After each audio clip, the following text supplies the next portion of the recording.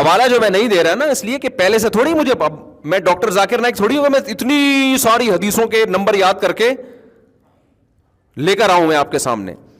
تو ڈاکٹر صاحب کی اپنی ایک فیلڈ ہے, اس میں وہ ماسٹر ہیں, لیکن ہر آدمی ہر وقت حوالوں کے ساتھ بیٹھا ہوا نہیں ہوتا. ہاں یہ میرا چیلنج ہے کہ یہ حدیث نہ ہو تو پھر آپ بتانا مجھے.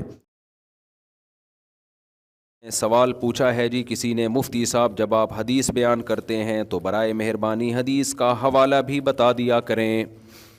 دیکھو جب میں حدیث بیان کرتا ہوں تو ہم نے جو حدیثیں پڑھی ہوئی ہیں ان کے حافظے کی بیس پر بیان کرتا ہوں. اب بیان میں کون سی حدیث کس وقت آئے گی یہ مجھے پہلے سے نہیں پتہ ہوتا کہ میں پہلے سے حوالہ نکال کے رکھوں.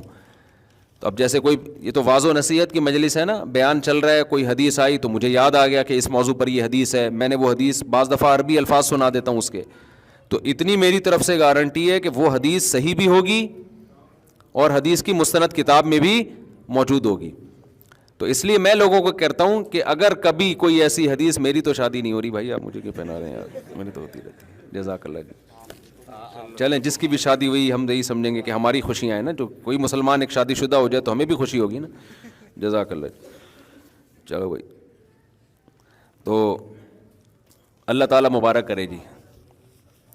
اچھا بھائی, تو جب بھی کوئی ایسا کوئی ہو نا تو وہ حدیث ہوتی ہے اس پہ, اور میں حدیث بتا رہا ہوتا, اس کا نمبر نہیں بتا رہا ہوتا. اس کی وجہ یہ ہے کہ میرا تو واضح و نصیحت کی مجلس ہے, اس میں تو موضوع کے حساب سے حدیثیں آتی رہیں گی. تو جب موضوع کے حساب سے حدیثیں آتی رہیں گی تو مجھے پہلے نہیں پتا ہوتا کہ کون, میں تو بیان کرتا ہوں فی البدیہی. یہ کیا ہے بھائی؟ اچھا میرے بیان تو فی البدیہی ہوتے ہیں نا. ہاں جو علمی کلپ میرے ریکارڈ ہوتے ہیں اختلافی مسائل ہوں یا اس پہ, تو اس پہ پھر میں پورے ریفرنس دیتا ہوں. تو وہ آپ دیکھ سکتے ہیں یوٹیوب پہ, پورے اس میں حدیث کے نمبر بھی آ رہے ہوتے ہیں. تراویح کے مسئلے پر جو میرا آڈیو بیان ہے اس میں ایک حدیث کا بلکہ پوری سندیں بھی پڑی ہوئی ہیں, صرف ریفرنس نہیں ہے, پوری سند, راویوں کی پوری تحقیق. تو وہ ہیں بہت کم اختلافی مسائل پہ, آپ یہ کہہ سکتے ہیں. اس کی وجہ بھی یہ کہ اختلافی مسائل کو ہم زیادہ چھیڑتے نہیں ہیں. چھیڑتے اس لیے نہیں ہیں کہ جتنا ان کو چھیڑو نا, یہ ایک مولانا نے بڑی پیاری مثال دی ہے کہ یہ جو آج کل لوگ کہہ رہے ہیں نا فرقواریت ختم کر رہے ہیں, ان کی مثال بالکل ایسے ہے جیسے ایک آدمی کو شکایت پہنچی کسی کی کہ وہ گالیاں بہت دیتا ہے. اس کو بلا کے کسی نے پوچھا یار میں نے تمہارے بارے میں سنا ہے کہ تم گالیاں بہت دیتے ہو. اس نے کہا کس بغیرت نے کہا کہ میں گالیاں دیتا ہوں, کس الو کے پٹھے نے کہا کہ میں گالیاں, پھر جو فحش گالیاں شروع کی, اور پھر کہہ رہا ہے کہ جس بغیرت نے بھی یہ کہا ہے میں گالیاں دیتا ہوں, خدا کی قسم اس الو کے پٹھے نے غلط کہا ہے. تو یہ جو آج کل نئے اسکالرز آ رہے ہیں نا فرقواریت ختم کرنے کے لیے, یہ بالکل یہ کام کر رہے ہیں کہ آپ کے ایٹیٹیوڈ سے پتہ چلتا ہے کہ آپ فرقواریت کو کم کرنے کے بجائے اور زیادہ آگ لگا رہے ہیں, اور دعویٰ یہ ہوتا ہے ہم سب کو قرآن حدیث پہ جمع کر رہے ہیں. آپ قرآن حدیث پہ جمع نہیں کر رہے, قرآن حدیث پہ جو آپ کی اپنی رائے ہے نا وہ پوری امت پہ تھوپ رہے ہو. آپ اس تھوپنے کو آپ کہہ رہے ہو یہ قرآن حدیث پہ امت جمع ہو رہی ہے. اور بار بار میں ایک بات کہوں, جس کم بخت کا یوٹیوب پہ مذہبی چینل نہیں چلتا نا وہ مولویوں کو گالیاں دینا شروع کر دیتا ہے, پھر ہٹ ہوتا ہے وہ. یہ مولوی ایسے کرتے ہیں, یہ مولوی ایسے, تو یہ مولوی ایسے, تو یہ مولوی ایسے, تو یہ مولویوں کو نہیں پتا, میں بتاؤں گا آپ کو. تو لوگ کہتے ہیں یار یہ ہے کوئی بندہ آیا ہے مارکیٹ میں. یہ منجن بیچنے کا سب سے سستا اور سب سے بہترین طریقہ ہے.